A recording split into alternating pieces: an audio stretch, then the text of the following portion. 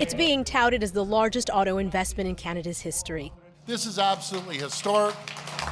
Japanese automaker Honda is committing $15 billion to build 4 new electric vehicle manufacturing plants in Ontario. The deal includes establishing Honda's first electric vehicle assembly plant, as well as a new standalone EV battery plant at Honda's facility in Alliston, Ontario. That's good news for everybody.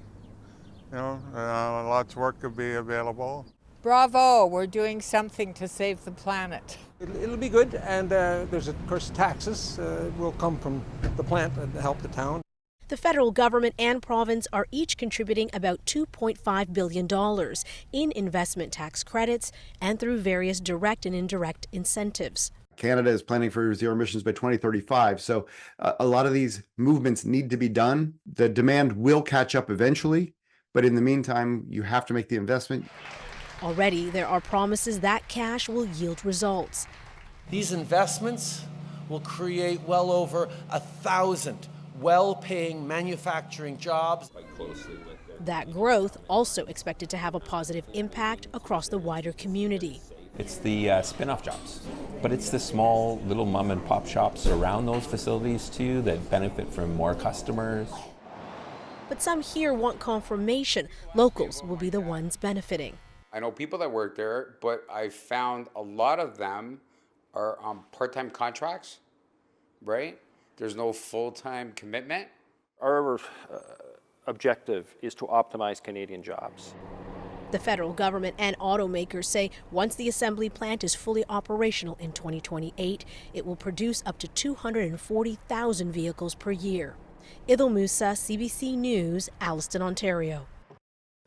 Now let's bring in senior business reporter Peter Armstrong. Peter, this comes at a time when we're hearing about struggles in the EV industry. And those struggles are real. The market is cooling, but it isn't outright declining. And as pedantic, I know, but it's a crucial distinction that sales have slowed way down from where they were this time last year, and that's showing up in the corporate earnings. Tesla's numbers were out this week. Ford, their EV unit, lost $1.3 billion in the first 3 months of this year alone. GM is scaling back production, and it's all kind of based on the same notion, right? That there are way more models available and the growth of new customers has slowed. So all of these people have more places to spread their money around, and that's eating into profitability. So when we look at huge investments like this Honda announcement, you've got companies, but governments as well, betting that the demand is going to catch up to the forecasts in spite of all the ugly data we've seen on a week like this.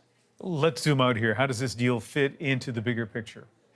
That's important, right? Because the feds have set a goal that every new car in Canada sold by 2035 has to be zero emission. And that may well be an ambitious target, but I think it would be a mistake to only think of this as a Canadian project. Like 88% of Canadian auto manufacturing is exported to the United States. So the viability of a project like this doesn't necessarily need that 100% adoption. And remember, in spite of all that slowing demand I was talking about, all of those automakers still believe they're going to get there. It's just a question of how steep the adoption curve is going to be. And every expert I spoke to, Ian, believes it may take time, but that the industry is going to get there.